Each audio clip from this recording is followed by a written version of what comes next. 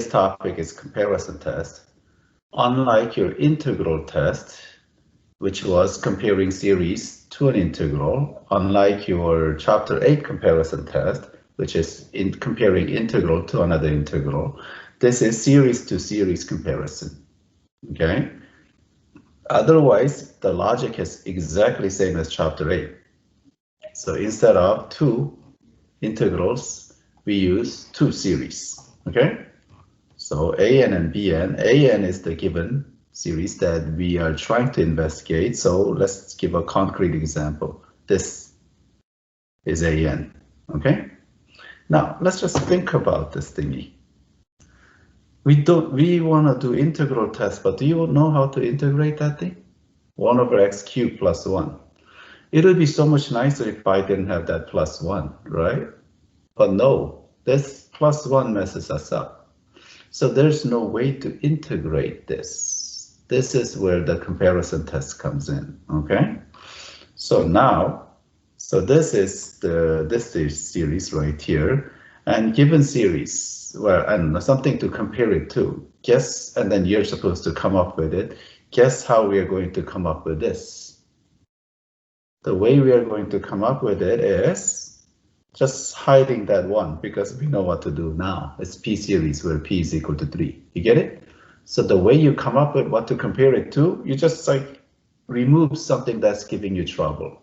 Whatever you want it to be is generally it. Good? And then, in order for this to converge, whatever we came up with must converge, and then inequality has to point this direction, correct? So that our thingy, that given series, is less than or equal to some finite number. If this second one happens to be divergent, then you want to set up the inequality into this direction. So this AN thingy is greater than or equal to infinity. You follow the logic? And that inequality doesn't always work that you want it to because of the minus and plus sign. So when that direction fails, then we move on to limit comparison test. You remember how limit comparison test works? Exactly the same way. You take a limit of 2 sequences inside, and if you get a finite number, then they both converge or both diverge at the same time. Good? Okay, so this is a task. Say you're an applied mathematician. You need to write a program that's prompt B, right? First 10 terms, more like first 1,000 terms, but for real purposes, but we'll do only 10, right? Before you even start writing this, first thing you want to do, because that's a lot of work to write a code that simulates certain solutions, what you want to do is make sure this is convergent. Because there's no reason to write a computer code for divergent series. Your answer will be infinity, so it's like, why bother, right? You can just show them this is infinity some other way. So this is the first thing you do, and then you probably want to do this first, error analysis. With what kind of certainty can we guarantee our answer, right? Remember, this is called the truncation error, as of the Roundup error. And when in case I have extra time at the end, then I will explain the difference between the two, okay? Okay, so we'll do a comparison test. So let's start. So what we want to compare is the series.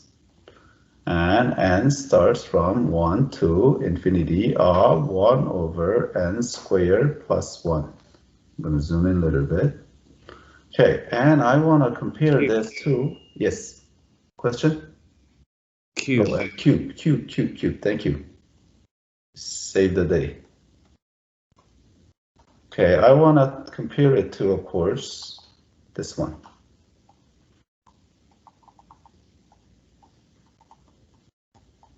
That one, right? Because I know this is P series and P is 3, so this will be convergent. You know what I'm saying? And let's check the direction of the inequality. I made the denominator smaller, so my entire fraction, every single term, every single sequence in the second series is always greater than this one. So the inequality is pointing in the right direction, so we have a hope. You know what I'm saying? Y'all good? Okay, but can we say, oh, P series, P is equal to 3, therefore it's convergent? Would that work? Well, not in this class, right? No, I told you not to do that. Then what do we do now? What are we supposed to do? We do integral test anyway.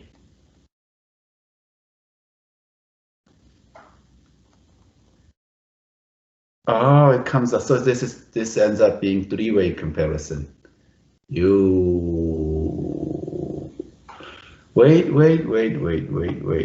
This is 1. Is this 1 then? You want me to draw a picture for you? Yeah, let's draw the picture to make sure. Is it 1? Is it 2? Is it right? 0? Okay, so I mean, if you draw it about 3 times, then it'll be very clear. Okay, let's draw it right here. Okay, and then that thingy, let's say that function, or this function right here, let's say it looks like this. Okay, and then we're going to draw a few rectangles.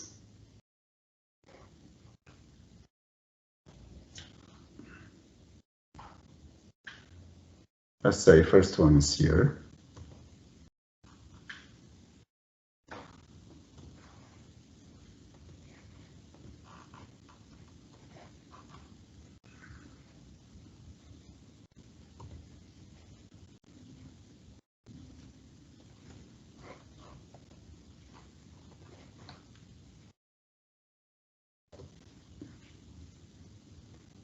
Size of my rectangles are uneven. I hate it.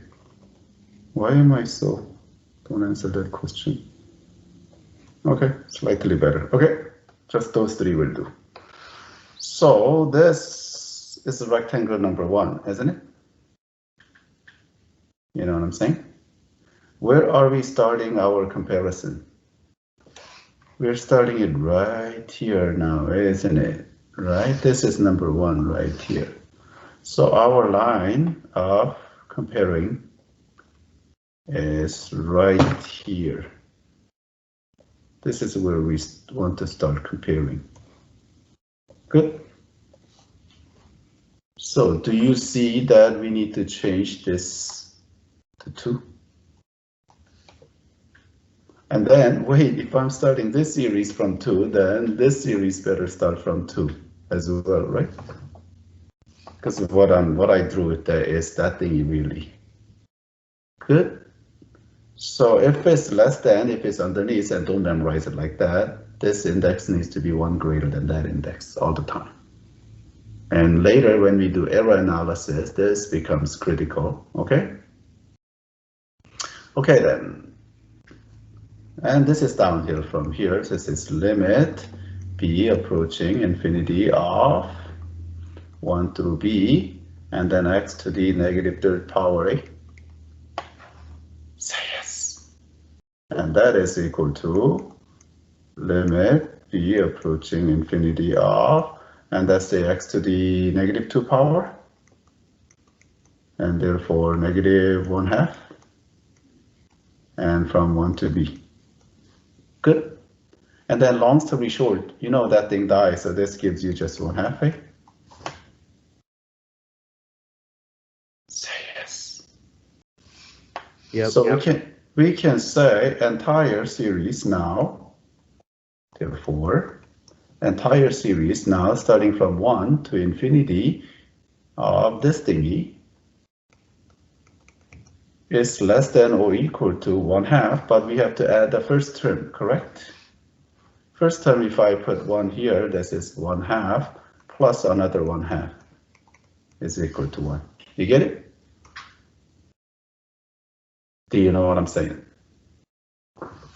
This 1/2 came from that integral. This 1/2 is the first term, and n is equal to 1. So we have found the upper bound of this entire series, which means we can start writing the code because we have enough confidence this is a tiny, tiny number. You get it? Okay, let's review our program. Did you all watch the video yesterday? Yeah. Okay, turn it on. and go to program, edit, series.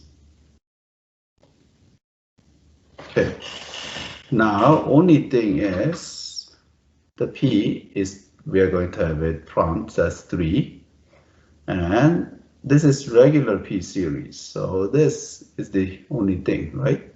1 over n to the P power, 1 over n to the third power, but we just need plus 1, eh? So that's the only thing we need to edit. So we go here, and then we do insert, and then we put plus. Whoa, that didn't work. Okay, I'm gonna start over.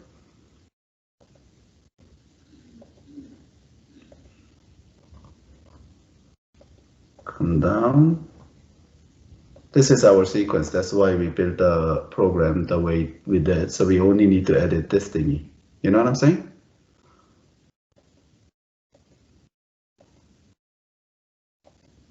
There, so, oh, I went too far. Insert, and then we put plus, and then 1. Do you agree with this line? Say yes. Okay, everything else should remain same, and we are starting this from 1 through, okay, so let's close it. And we do the test run. So program, series, we'll just run it for P is equal to 3, right? P is this thing. And then K, we'll just run it for 2 terms and hand calculate this. Okay, let's see. So when n is equal to 1, we should get 1/2, that's good. When n is equal to 2, we have 8 plus 1/9, right? Is this right? Can somebody punch the calculator and verify this? Mr. Kim, I think I did plus 1, but like not in parentheses, so it doesn't count as denominator. Oh no, I screwed up, right? That's a very good catch. Wow, yes, yes, yes. How could I have screwed up like that, huh? Yeah, that's because that was a little weird. And what I did was this whole thingy needs to be in the denominator. Otherwise, you're computing this, then adding 1, right? Yeah, that was a big mistake.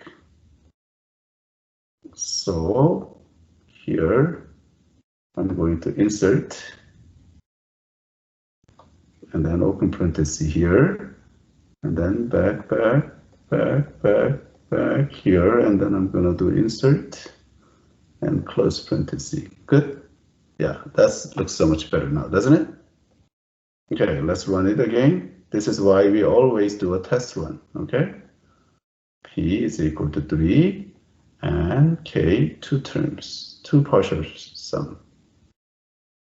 That looks better. First one is half, and second one is half plus, what is it, 1/9?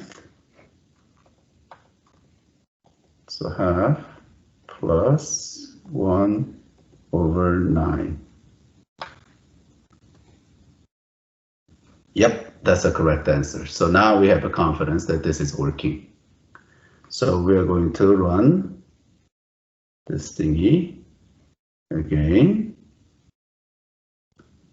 and we're going to run it for, well, this is still 3, and then 10 times for partial sum up to 10, S10. Okay, this is S10, you get it?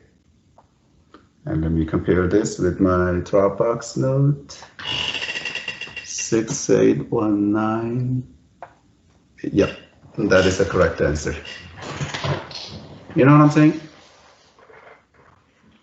Okay, now some of you who are holding out and I'm not gonna write a program. Number 1, it's on the test. Number 2, you're doing too much work, right? Are you gonna really start typing this up to 10 modifying your program is so much faster, even with its mistakes and debugging. You get it? Trust me on this one. We let the machine do this. Okay? So say you're an applied mathematician and you just wrote this big program and you ran it to 1,000 different terms and you got this answer, right? And then as we said, this whole thing is less than 1. See, it's less than 1. You know what I'm saying? We found the upper bound. So I'm going to put this away now. Then, see, with what confidence do I present this error? Oh, maybe I should make a copy of that screen, eh? Yeah, let's do that.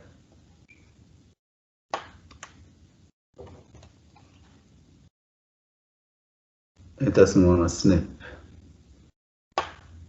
This computer does not want to snip. It's so slow. Maybe I shouldn't have done that, right? Okay. I think it's doing it now. Yep. Wow, that took a while.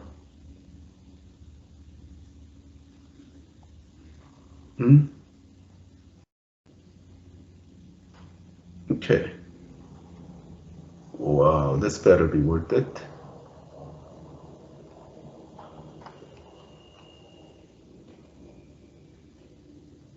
And then paste it here. And that didn't work after all that effort, right? Forget it. Forget it. Okay, you've seen the answer, right? It's in the video, it's in the notes. Okay, so see, we'll do the error analysis now.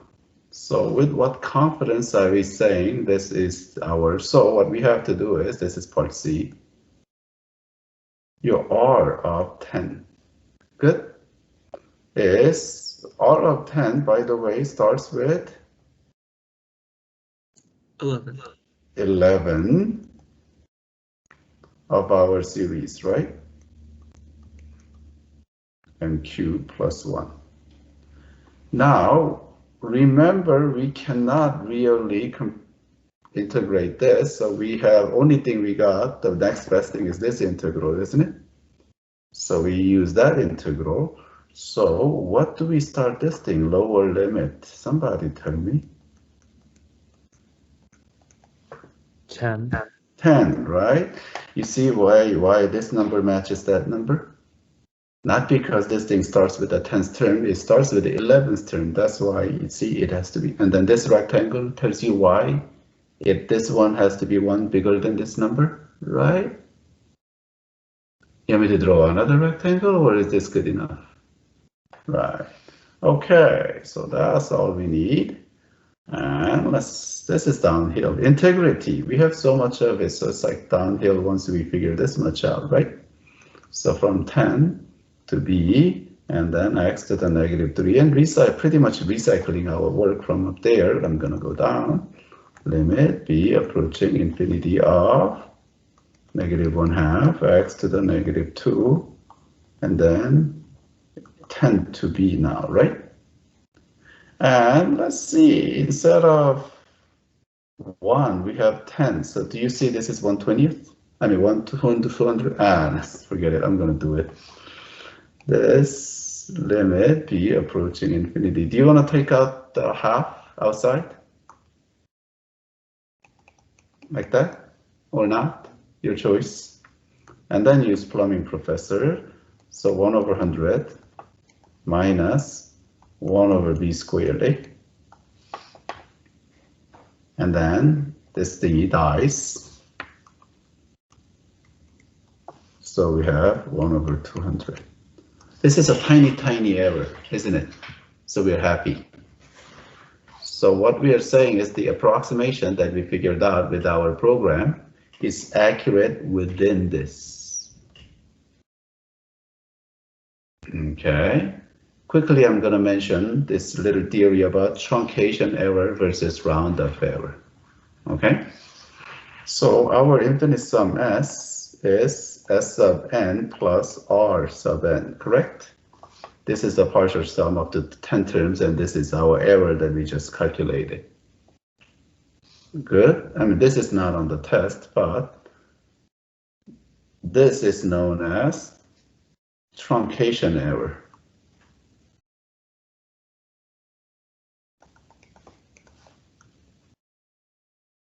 Can you see why it's called the truncation error? Because we only took first 10 terms and truncated the remainder. You get it?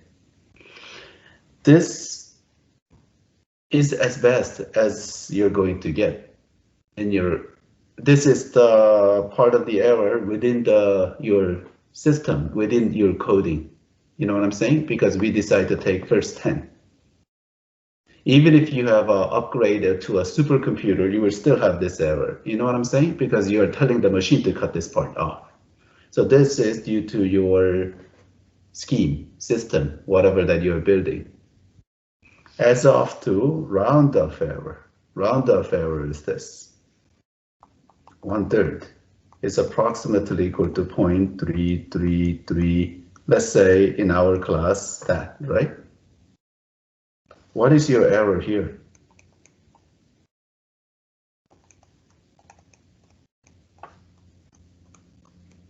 That's your error, isn't it? Whenever you round anything, you are still leaving remainder part, correct? This is known as roundup error.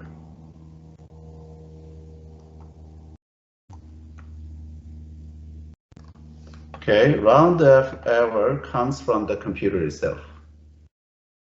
Our TI-83 keeps 14 digits, right? Meaning 15th digit will be lost. Each time it adds, multiply, does anything, we lose that part of accuracy. You know what I'm saying? And that will propagate as well.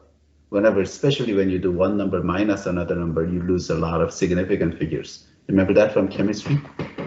So that's due to the computer. If you get a better computer, then this improves. Because big computers tend to keep a lot more digits than 14. It's just your Texas Instrument that only keeps 14. You know what I'm saying? Because high school kids will never need beyond 14. For that reason, some of you with a nasty habit of just like rounding and then keep 2 or 3 decimal digits and shove it back into the integral as a limits of integration, that's a nasty habit. And you say, I said you will never get anything close to mine that way. You know what I'm saying? Because you're increasing roundup error. You need to keep as many digits as possible in order to minimize roundup error. This can be avoided if you're careful. This cannot be avoided unless you come up with a better system. You get it? So there are 2 kinds of errors when you do a numerical analysis, and you have to think about both of them. Good? Truncation error is more from the theory. I'm gonna write this down, theory. And this happens from computer. Good? Not on the test, but I mean, this is kind of my thing. Any questions? Number 25, Sarah's question was, how do you know what to compare it to? Right? So the thing is this is my thought process. These 2 will dominate, right? Especially when as n approaches infinity, correct? So this is approximately equal to n squared over square root of n to the 6th. And that's n to the 3rd. So do you see this is same as, you know what I'm saying? That's how I knew. So then I know this is going to diverge, right? Okay, but see, I don't really want to think about which side is greater. This is greater or this is, that's too much headache now, isn't it? So it's like, forget it. We'll go to limit comparison test. So now we know what to compare it to. So here's a limit comparison test as n approaching infinity. And then with, oh my God, good Lord. 1 plus n squared. I'm gonna have to zoom in to write. Or even if I'm an Asian, there's a limit to how small I can write. Patience, is it in our DNA to write really tiny? You know it is, right? I know it's in my DNA, but even then there's a limit on how small I can write. Okay, now, so far so good. Can I flip this over and multiply then, right? Yeah, sure I can, right? So that is same as limit n approaching infinity of n plus n squared plus n cubed over square root of 1 plus n squared plus n to the 6th power. So far so good. And here we can start L'Hospitalizing, but instead, why don't I just divide everything by this n cube thing? That's a little more clever, you know, remembering the skills that you learned from pre-calc. So this thing becomes 1 over n squared. Oh, I have to zoom in again. 1 over n squared. This thing becomes 1 over n. This thing becomes 1. That's why the leading terms always dominate. And under the square root, now this thingy dividing by n cubed, so this is 1 over n to the 6th power. And this thing becomes n of 1 over 4th power, and then plus 1/8.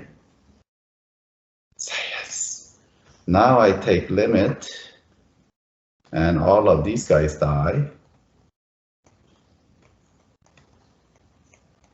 Oh, look, I have 1, right? But then this one is not a surprise, it's by choice. I always like to come up with a function that gives me 1 or 2 or 3, but 1 would be the most preferable one. Okay, now limit comparison test is done. So only other thing is to show the divergence of this, right? Now that's weird. My sigma is always ugly. And then, wait a minute, I'm not gonna even write that lower limit yet. And we want to compare that to this integral. And this, we know it will turn out to be infinity, right? Just to be formal. This is 1 to b, and then 1 over x dx. And that will be limit b approaching infinity of ln, and we are sure, right? 1 to b, and that is limit of b approaching infinity of ln b minus ln1. ln1 is 0, and ln b approaches infinity. So I want my inequality to point that way. Well then, what should I start this index from? Do you need a picture or do you know by now? 2. I think you need a picture. It's 1. Why is it 1? Let's draw that thing picture, right? Okay, let's draw it here.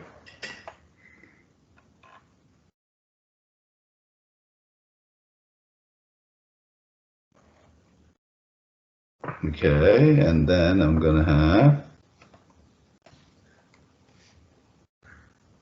this is what 1 over x looks like. And then remember, we want to start this thing, inequality. I want my rectangles to be greater, right? So I have to use the left rectangle approximation now, don't I? So say 1 is here. So this is my rectangle number 1. And my rectangle number 2 is here. I'll just throw 1 more. I always like 3s. I mean, you already see the point why this is, right?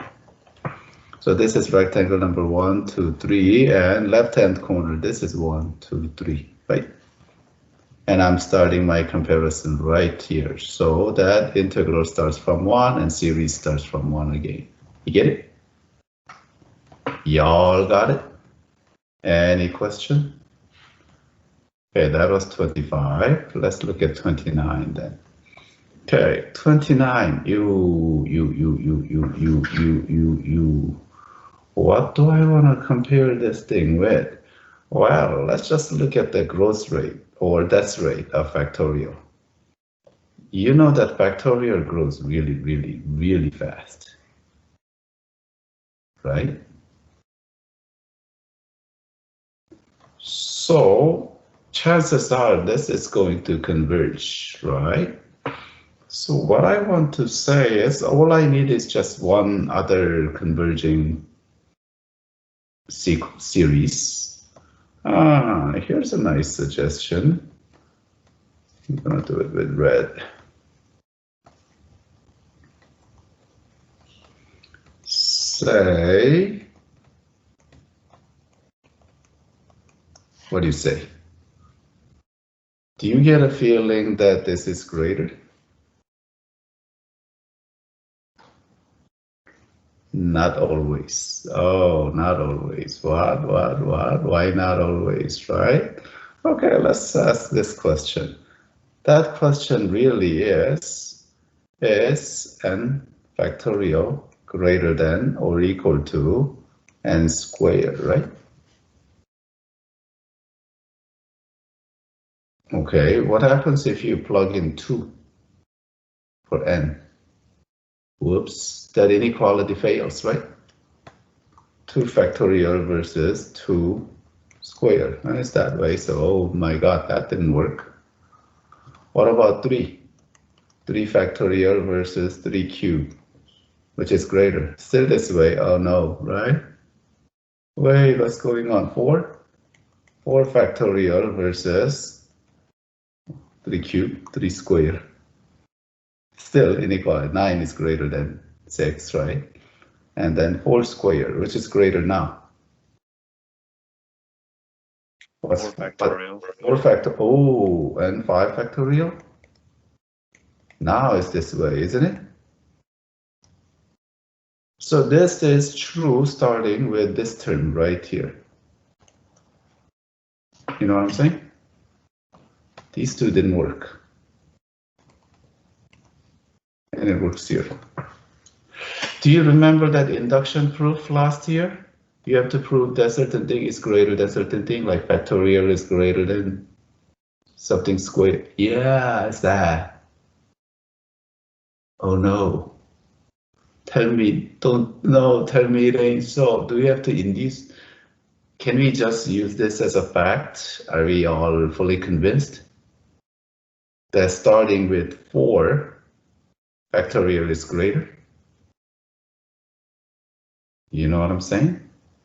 So now what we end up having to do is, no, that's not the case, right? However, now we can write this statement.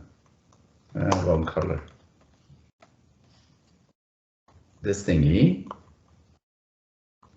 If I start this from 4, then this inequality is true.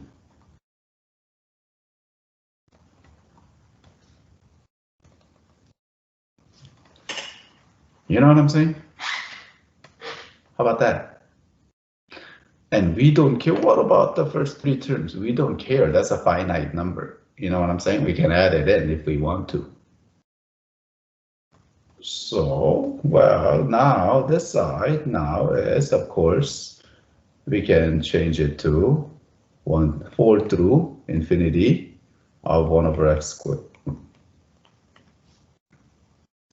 And that, of course, is limit of b approaching infinity of 4 through b, x to the negative 2. And then if you use ln here, of course, that's a negative 10-point penalty. So limit of b approaching infinity of, that's x to the negative 1 power negative here, and then from 4 to b 8. Oh, whoa, I screwed up.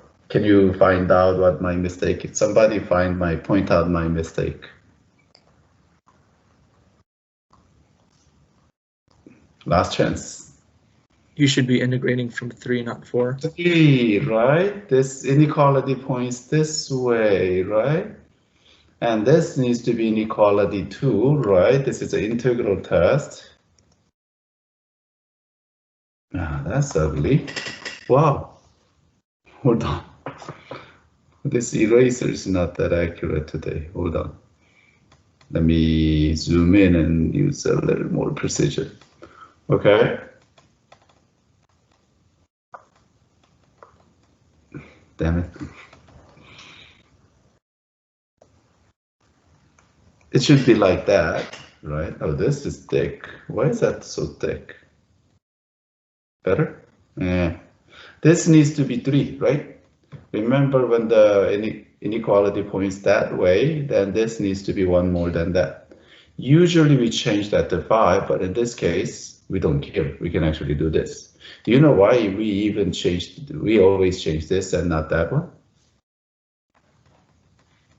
Little bit of a side note here, because it all started here, right? Something like this. And then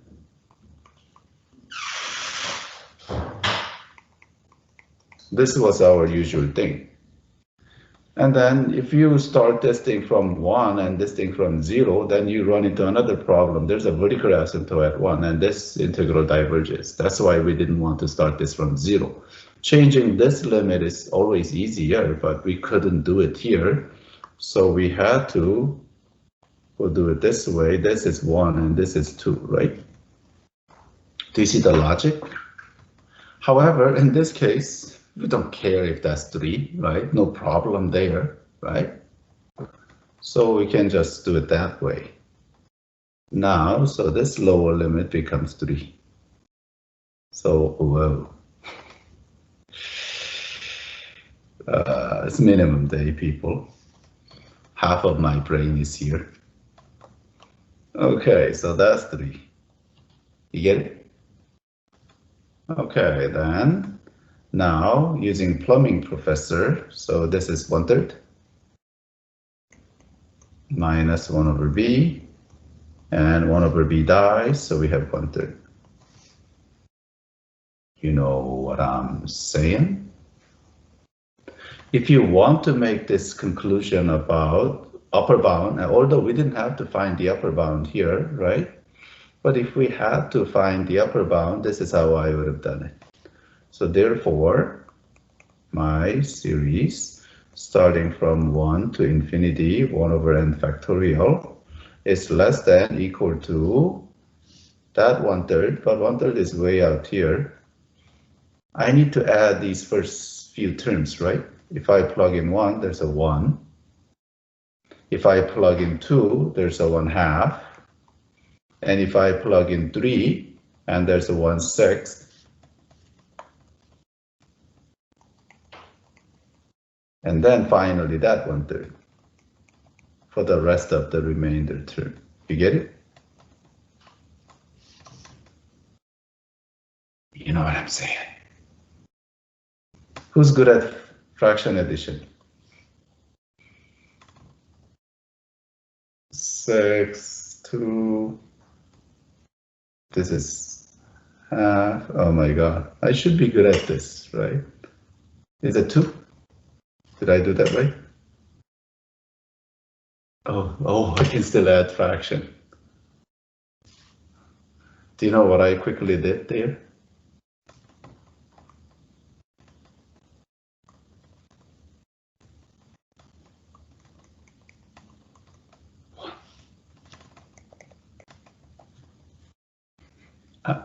Literally to this day, this is how I add fractions.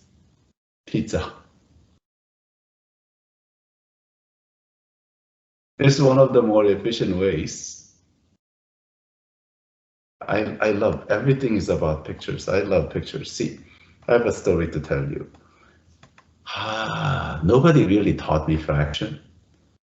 Elementary school, I forget what grade, between 2nd and 3rd or 1st and 2nd, I forget. See, where I'm from, the school doesn't issue you a textbook. The parents have to buy it every year. And then usually they buy it before the school starts. And I was bored. So I naturally opened the math book, of course, naturally, right? And so the fate has it. I mean, it was determinism, if you will. And then the section that I opened, of course, was about fractions. And they had these pizza circles, and they are trying to explain fraction. And then I said to myself, of course, it makes perfect sense. And that's how I knew fraction. And that impression, that just memory got stuck up here. To this day, that's how I add fraction. Of course, if the denominator becomes 7 or 13, then it doesn't work as well anymore. So I have to find the common denominator. But 2 and 3, 4, these are great. Okay, so there's that. Are we good? Then let's learn how to add, repeating decimals. Repeating decimal is fun. So let's do repeating decimal, okay? Do you remember from Algebra 2, is it? They taught you how to add repeating decimal. You want me to quickly review that? How many minutes do we, yeah, it's just have enough time. Remember, okay, so let's say there's a number, 666. How do you like 666? We call that n or something. And then this is almost like geometric series summation technique. We multiply 10 on both sides, which is a common ratio. And then instead of writing underneath, it's easier, especially for Algebra 2 kids, right? Then we subtract. So we have 9n is equal to 6.000, right? And then you divide by 9, 2/3. That's how they taught you. Pretty clever, right? Wait, do you even remember forgetting this? Did you ever learn how to convert repeating decimal to fraction? Oh no, the state of education in this state is, so you don't know how to convert repeating decimal to fraction, huh? No, we learned it in Algebra 2. Oh, okay, thank you. Whew. Do you see the flaw in this theory? What about that one, remaining one at the end? Oh yeah, it's the same story, right? This is fundamentally flawed technique, but it happened to work. Why does it work? Because repeating decimals are always convergent series. This is, in fact, geometric series. You get it? So let's learn it the right way now, shall we? Okay, let's do that. So I'm gonna get rid of that flawed technique. Okay, repeating decimal, and then we don't even know how many digits repeat, right? Okay, but I can just make a comparison test. This is less than or equal to 0.9 repeating. How's that? I mean, whatever the all digits are, they gotta be 9 or less. So if I just compare it to 0.9 and then prove to you this is convergent, then we're done, right? And I can work with 0.9, but hey, I have even better one. This is 9 times 0.1 repeating, isn't it? So all I have to do is just figure out what that is, right? 0.1 repeating, eh? Okay, oh, wait, let's see. What is 0.9 repeating? That's 9 times 1/10 plus 100 plus 1000. Oh, what did I write? 2. You see, I told you this is geometric series, right? Oh, so all we have to do is just that. And we could use formula, but since that's not allowed, let's review the geometric series. S, K, N, M. Somebody give me a nice index. Doesn't really matter. We've been using K lately. K, okay, K it is. Sk is equal to 1 over 10 plus, let me zoom in a little bit. 1 over 10 square plus dot dot dot 1 over 10 to what power? Somebody give me that terminating term.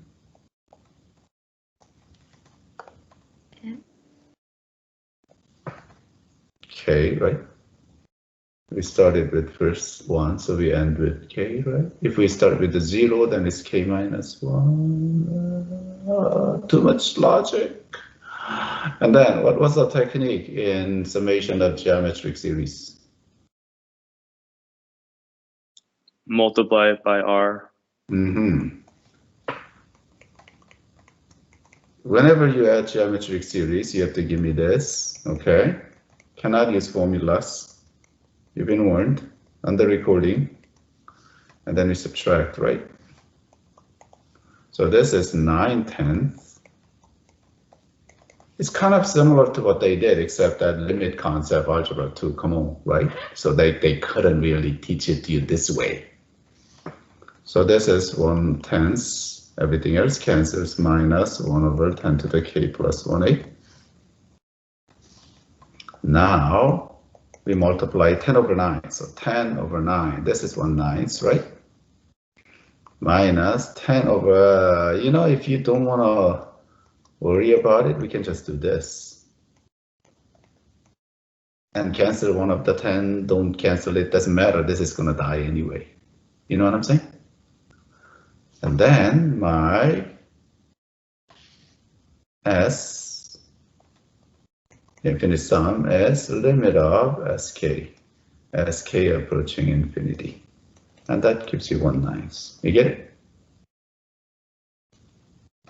Now we go back here. Shouldn't have written it that way. Hold on, I'm gonna clean this up. Let's go vertical. Of course, whenever I try to go vertical, that happens.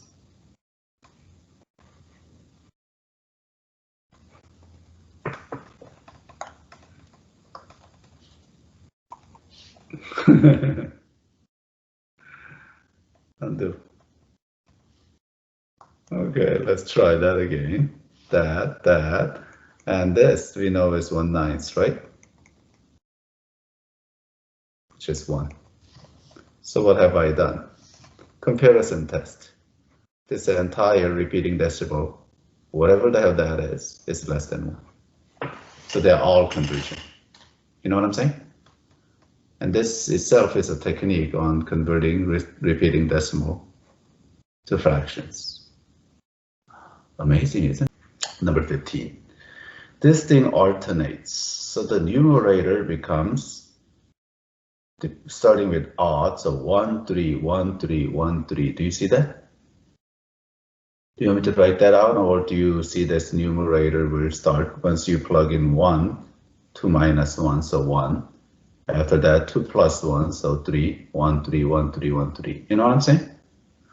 Well, that's kind of a headache, but we can say, still we can do direct comparison test.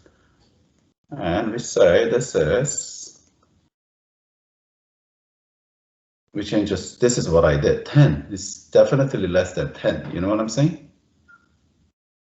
But then now that creates confusion, like where did that 10 come from? So let's not do 10, 3.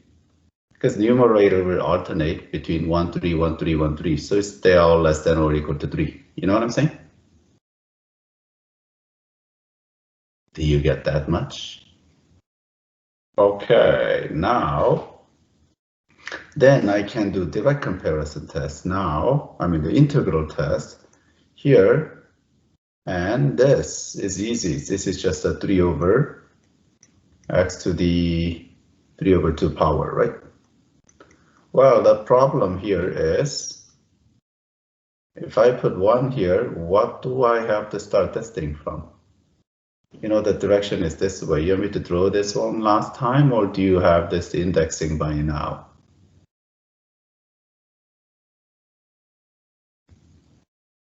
If you don't know, I can draw it. Or somebody say it. What do we draw start? Huh? Let's draw draw it, right? Let's draw it. This is a healthy habit. Keep drawing these things. Like surprisingly, many college professors, they take their time to draw the picture a lot. Okay. I mean, they don't have to draw it themselves, but for the benefit of students. So you should get in this habit. Always do a quick sketch. And with a pencil and paper, it's not like you're using computers to do it. Say we want the right rectangle. We want this rectangle to be below. You know what I'm saying? So let's say this is my, whoa, that didn't work. Hold on. Whoa, what's going on with this computer today? Oh, I pressed the wrong button. But I can fix it. Say this is my rectangle number 1, right? Let's see if copying and pasting is better. At least I will have a uniform width. The rectangle.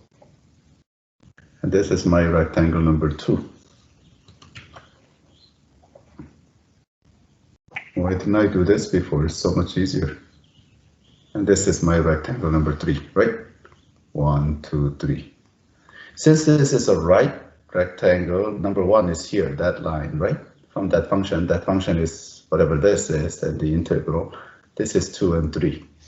Now, and in order for this to be fair comparison, I must start the area right here on that line. You know what I'm saying? This is where I start. Integral starts right there. And then you see it's an unfair comparison. The rectangles are having an early start. Can't do that. So rectangles must start from number 2. You get the idea now? Or the other way is, of course, we can change that to 0. But then do you see the problem with that? Then we run into vertical asymptotes. So it's like, that's faster, that's the easier fix. In the middle of the series, we don't care, we just change that. But we can't have it because that's diverging then. You know what I'm saying? So no. Well, then there's no other good way than just change that to 1. Then this becomes 2. Then we have to change that to 2. You get it? You know what I'm saying? You all understand the indexing problem. Okay, and then this goes up to infinity. Now I can say this is same as limit converted into proper integral. And then why don't I take 3 up? Oh, wait. This precision on this thing is a little out today. Okay, and then from 1 to b, and then this is x to the 3/2 power, so negative 3/2, right? Good. And then 3 limit b approaching infinity of, this is the x to the, you add 1, so negative 1/2 power, therefore negative 2. Say yes. Say yes. Yes. Okay, thank you. Take 2 out as well, so it's 6 now, limit b approaching infinity. And then use plumbing professor as always, 1 minus 1 over square root BA. You see negative 1/2 power is negative, right? 1 over square root. And then this thing dies. So what we have is 6. Okay, now what am I saying? My original, I mean, we didn't have to find upper bound in anything, but my original thingy ends starting from 1 now to infinity of 2 plus negative 1 to the nth power over n root n is less than or equal to, that 6 is here, but I have to add that first term. You know what I'm saying? If I plug in 1 here, and then numerator is 2 minus 1, so 1 over 1. So this is the first term, isn't it? Do you get it? I'm gonna make a little note saying this is A1 and that 6 is right there. You get it? So it's less than or equal to 7. How about that? Good. Questions? Okay, then moving down, 31. Let's do 31. This computer is really acting strangely today. Yeah, okay. Whoa, it's doing all kinds of weird things. Maybe it's heating up. Okay, 31. Sine of 1 over x. Ooh, right? That requires some kind of thinking, right? But what should we compare this to? Because I don't think we can do any direct comparison test because sine oscillates between positive, negative, right? Positive 1 and negative 1, but let's try to feel it. This has to be between positive 1 and negative 1, and it doesn't necessarily get smaller, or it's kind of, right? But, so I think more prudent play here is the limit comparison test, right? So somebody suggest a brilliant thing to compare this thing to, and approaching infinity r, because somebody asked earlier, how do you know which one to use, right? This is where you use limit comparison test. It's a headache to come up with some direct comparison. I don't know what that thing is. You know what I'm saying?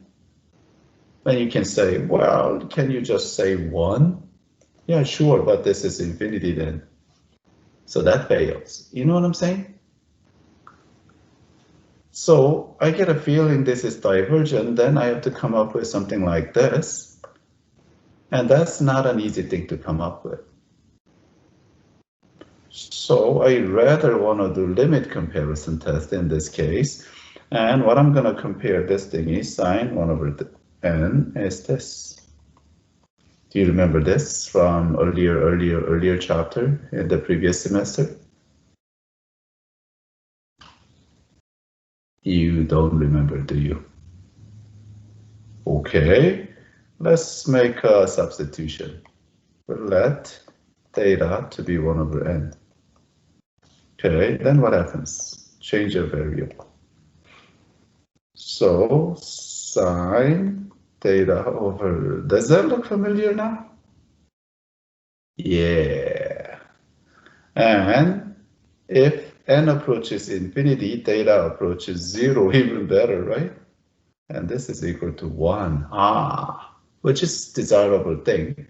When we do limit comparison tests, we always like to have a finite number, and 1 is the best finite number there is, right?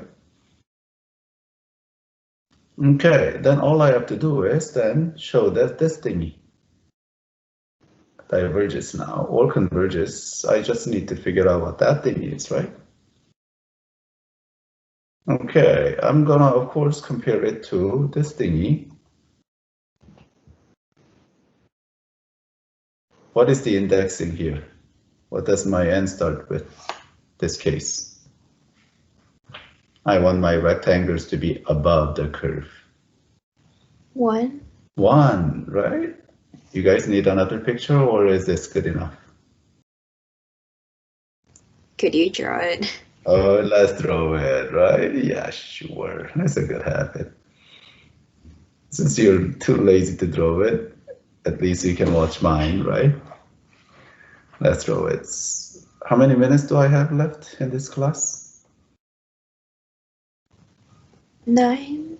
9? Oh, perfect. 9 is perfect. Okay, so 1 over x, of course, looks like this, right? And then I'm going to draw rectangles now. I want this to be above, right? This way, because I know this is infinity.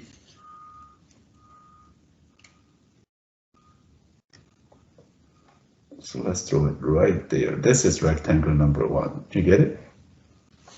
And then I learned that copying and pasting is better. That's rectangle number 2.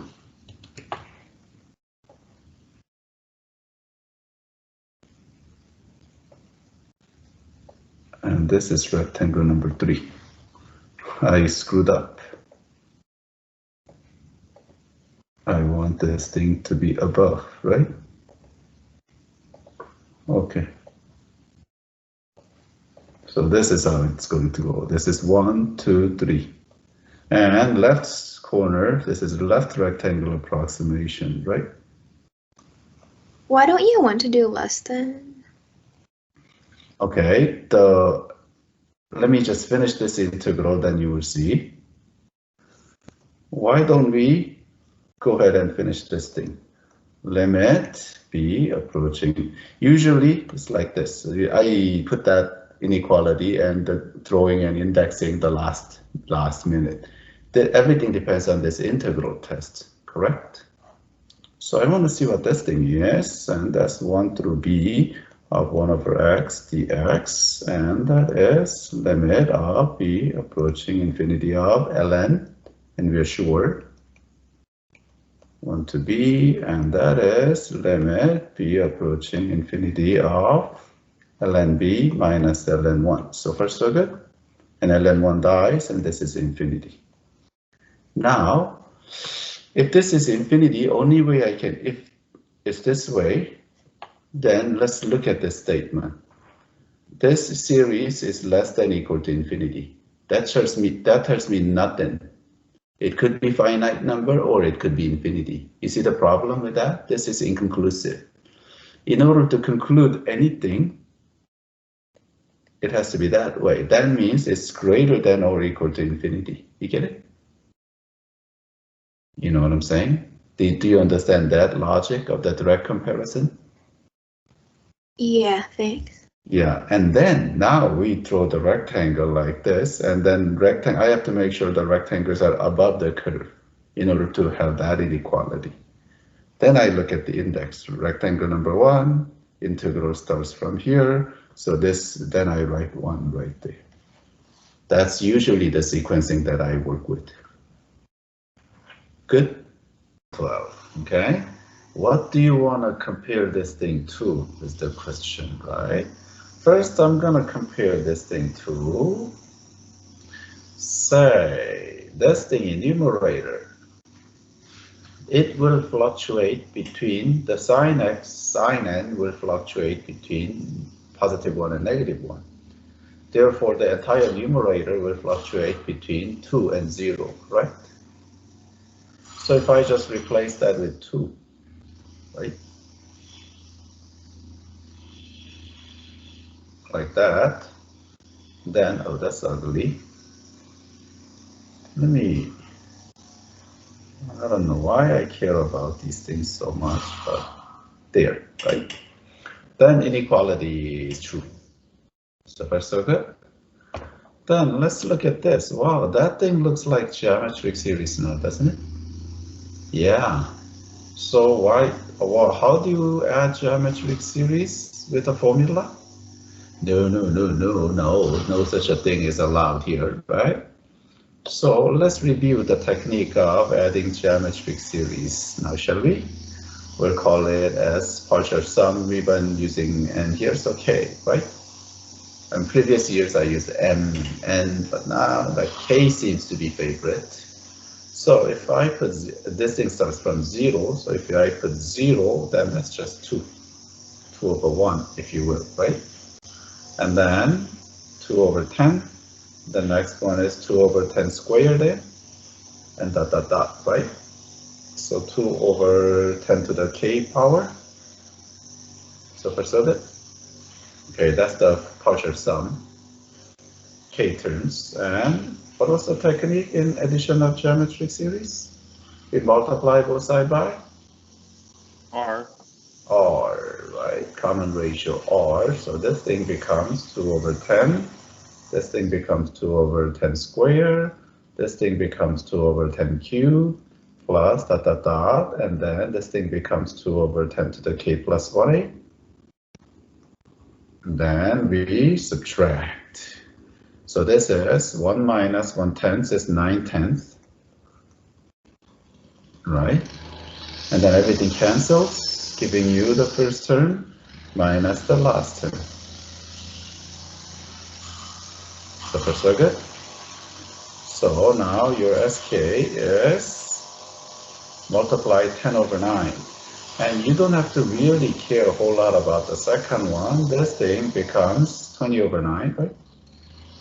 And that's the only thing we care. The other one is going to die. So we'll just leave it like that. I mean, you can cancel one of the 10 and 12, yeah, whatever, right? Because what we need is pushing these things down a little bit. Your infinite sum S is the limit of SK as K approaching infinity. And this term dies, so you just have 20 over 9. You get it? Now we come back to our problem and say, well, this series add up to 20 over 9. You get it?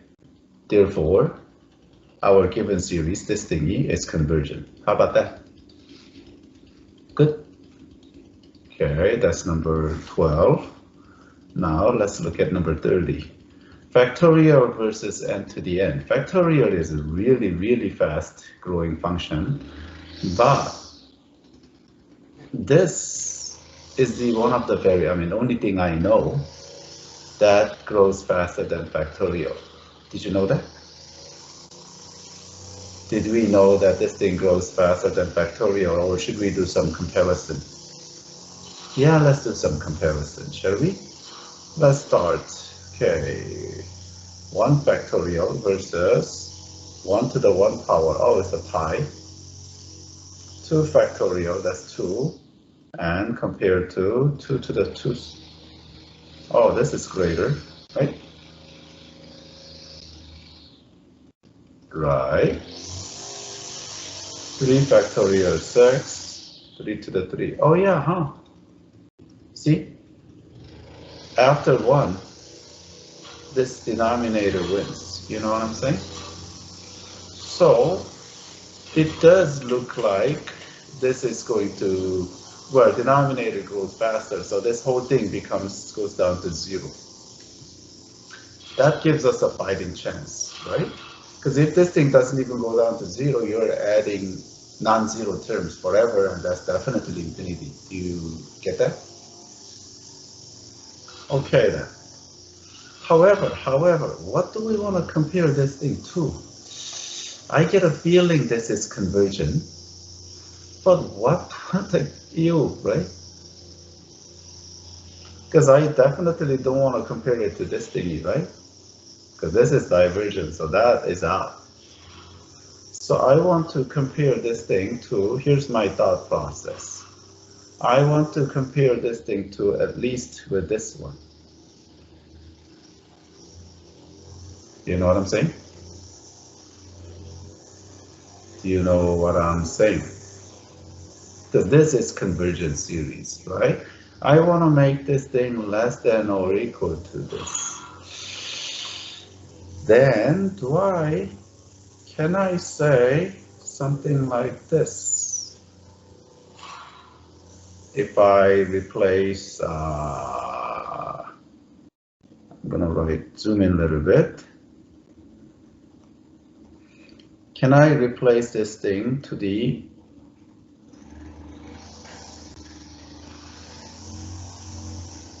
you know what I'm saying? This is equal to that one, right? You see how I'm constructing something to compare it to? But I need to show that this is true.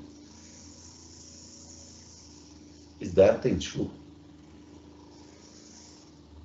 Well, it all depends on factorial versus n to the n minus 2 power now, isn't it? Oh, so let's compare it. Let's have another race. So let's say n is equal to, we'll start from 2. So 2 factorial versus 2 to the 0 power. Whoops, not true, right? 3 factorial and 3 to the first power. Still not true. We have to go for a while, right? 7 factorial versus 7 to the 5th power. Can somebody quickly check which is bigger?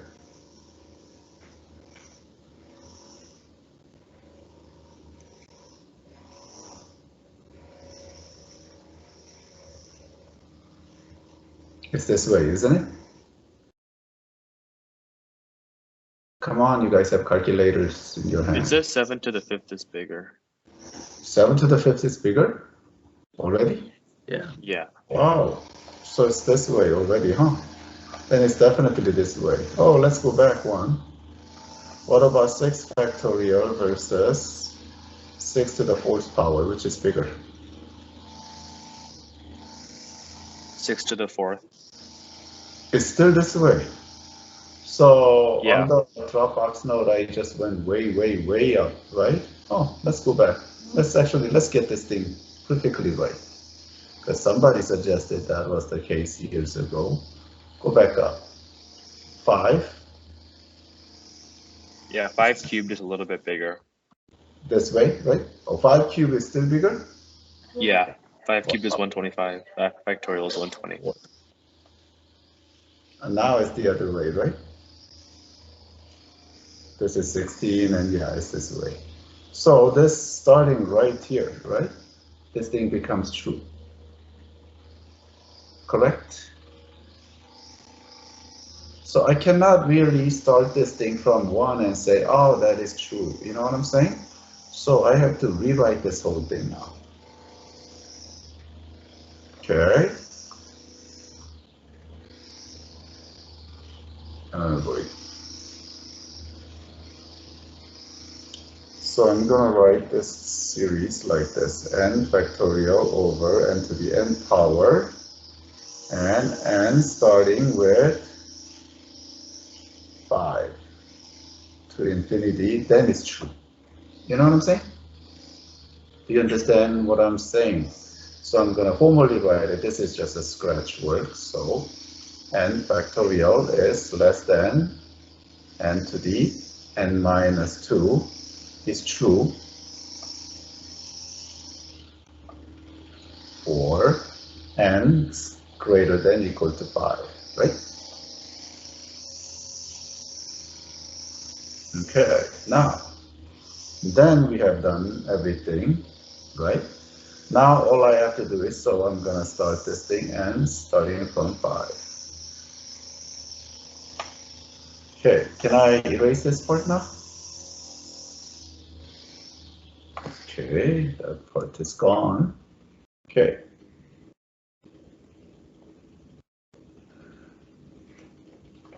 You see do you hear my gardener outside of my window? I hate gardeners, okay? God. Okay. Now, how do I show that this is conversion then? Of course, by integral test now, right? And this thing, now somebody tell me what should I start this lower limit? If the inequality is pointing this way, what is the difference between this index and this index? It should be 4 on the This integral. should be 4, right? The series should always go 1 ahead if the inequalities, if this is right rectangle, right? Oh, are we good now? Okay, then after this is a downhill, and this is equal to the limit of b approaching infinity of, what am I doing? And 4 to b, that's where the 4 comes from, and then x to the negative 2 dxa. Okay, how much space do I have left? Can I don't think I can squeeze it in one line, so if I do it here, then just go this way. And that is limit of b approaching infinity of x to the negative 1 negative sign, and 4 to the b, and that is limit of b approaching infinity using Fleming professor. So we have 1/4 minus 1 over b, and then 1 over b dies, so we have 1/4. Good. Say yes. Now, if I want to find the upper bound, then I have to add the first 4 terms back in. But that looks like a lot of headache to compute, and I don't think any of you will work it out. So we'll just say it's convergent, and then we'll just stop right there. You know what I'm saying? So we can say, let's say with another ink.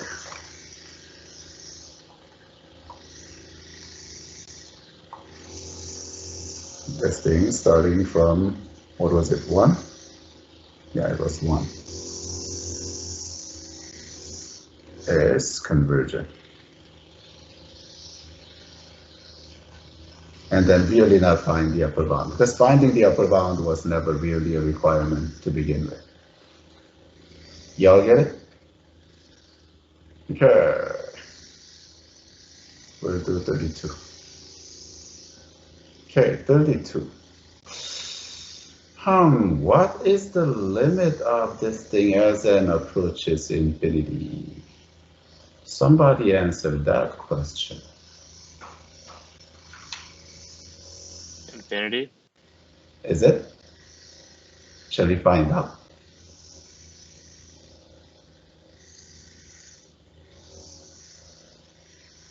Right, and to the see, this is infinity, right?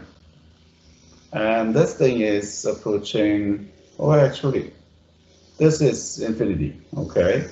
But is it approaching infinity fast enough? Is the case then? How do we know? Can you imagine like this? If this thing approaches infinity, do you see this is approximately equal to this thingy? Because this term will die.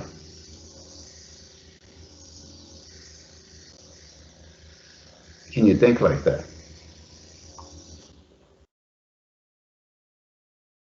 Either you think like that or you don't think like that. Do you follow my reasoning? Okay. Well then, only thing we have to do is compare it to this thingy then, huh? However, I really don't want to say which is bigger. You know what I'm saying? I really don't want to say that. So why don't we do limit comparison test? So I'm going to take a limit of this thingy, 1 over, I'm going to have to write tiny, 1 plus 1 over n power over 1 over n as n approaching infinity. You get it? So far, so good. You know what? That's more difficult that way, so I'm going to do it the other way. I'm going to put this one on the numerator, because this is the only the ratio that matters, and then to the 1 plus 1 over n. Let's do it this way. 1 over n to the 1 plus 1 over n, like that. Good.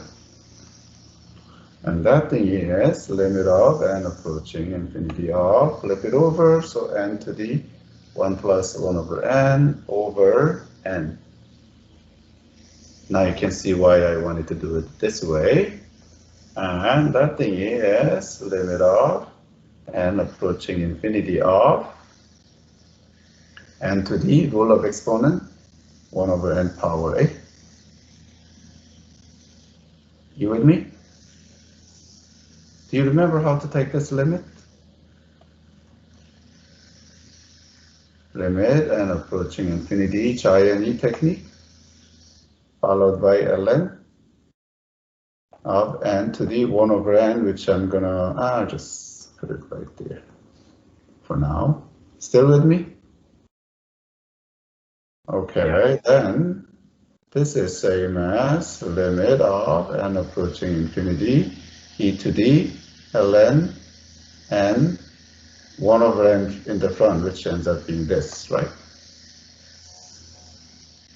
Say yes. Yep. L'Hospitalize, because this is infinity over infinity now. So limit n approaching infinity of 1 over n over 1. So it's like e to the 1 over n, eh? This is same as e to the 0, so it's 1. Ha! So just as I suspected, this thing is very similar to 1 over n. You know what I'm saying? Now all I have to do is then show that 1 over n diverges, which we know how to do, right? So now I'm gonna say 1 over n, and from 1 to infinity is of course greater than or equal to, this time it's 1, right? This is same index, that side. We've been drawing enough pictures to know this is the direction and then indexing. And that is same as limit of b approaching infinity of 1 to b, 1 over x dx. And that is ln, and we are sure, I mean, at this point, something like this is an autopilot, eh?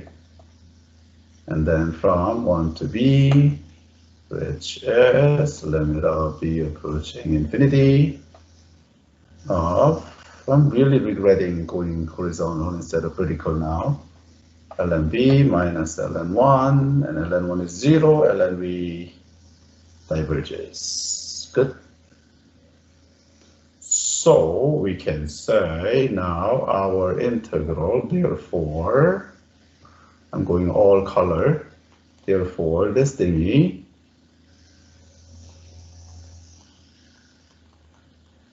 and starting from 1 to infinity is equal to infinity. It's divergent.